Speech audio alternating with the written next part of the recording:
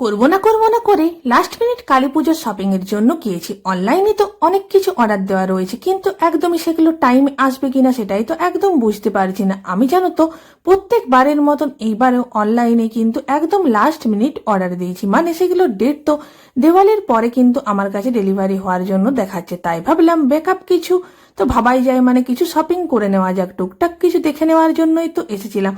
তবে শপিং মলে আসার পরে আমার প্রচন্ডই বেশি ড্রেসগুলো কিন্তু পছন্দ হয়ে গেছে। অনেক কিছু কালেকশন দেখছিলাম, কিন্তু কিছু কিছু কালেকশন তো একদমই দেওয়ালির জন্য নয়। আমি যে পুজোর শপিং করতে এসেছি না বিয়ে বাড়ির শপিং, সেটাই তো কিন্তু বুঝতে পারছিলাম না।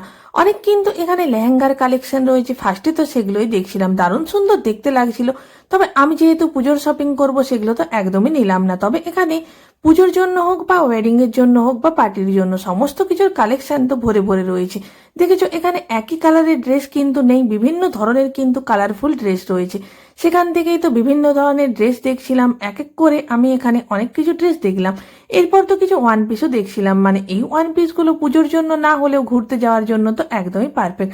তবে এখানে সব থেকে যেগুলো বেশি ছিল, যেগুলো সব থেকে আমার বেশি পছন্দ হয়েছিল, সেগুলো এই সিম্পল লেহেঙ্গাগুলো, যেগুলো এই নবরাত্রির জন্য হোক বা যে কোনো ফেস্টিভ্যালের জন্য একদমই তো পারফেক্ট।